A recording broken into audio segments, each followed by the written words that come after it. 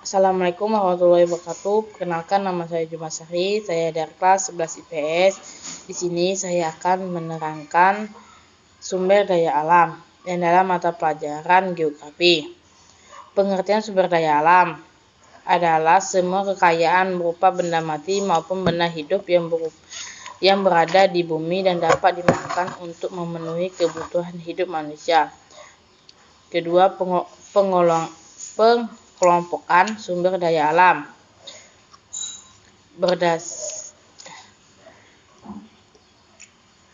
Sumber daya alam material, yaitu bila dimanfaatkan adalah materi sumber daya alam tersebut. Sumber daya alam hayati ialah yang terbentuk makhluk hidup, yaitu hewan atau tumbuhan. Energi, bila barang yang dimakan manusia adalah energi yang terkandung dalam tersebut.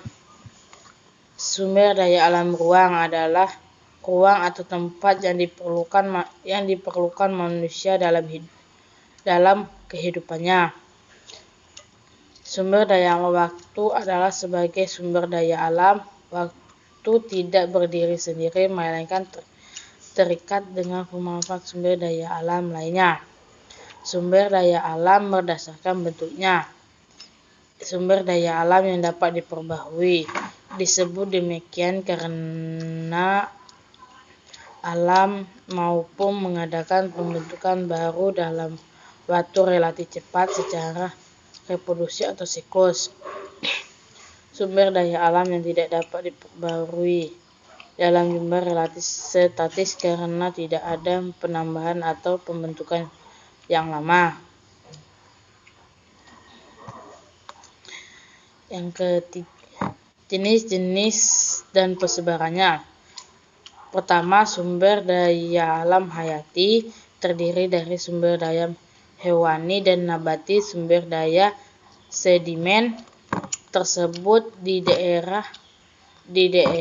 daratan dan lautan dan perairan.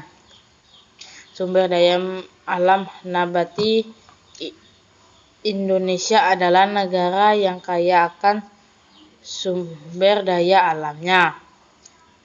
Yang B, sumber daya alam hewani. Pada umumnya, wilayah persebaran fauna di Indonesia dibagi menjadi 3 wilayah, yaitu wilayah Indonesia bagian barat, bagian tengah, dan bagian timur. Persebaran hasil tambang. Pertama adalah minyak bumi yang terdapat di danau-danau, di teluk-teluk, rawa, dan lautan yang dangkal.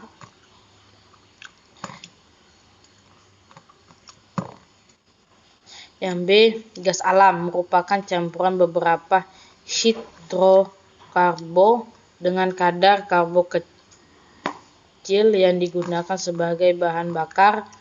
Ada 2 macam gas alam cair yang diperdagangkan, yaitu LNG dan LPG. Batu bara berbentuk dari tumbuhan yang timbul hingga berada dalam lapisan batuan sedimen yang lain. Tanah liat merupakan tanah yang mengandung lumpur banyak, terdapat di dataran rendah di Pulau Jawa atau di Pulau Sumatera. Kaloning terbentuk dari pelapukan batu-batuan granik, banyak terdapat di daerah sekitaran pegunungan Sumatera.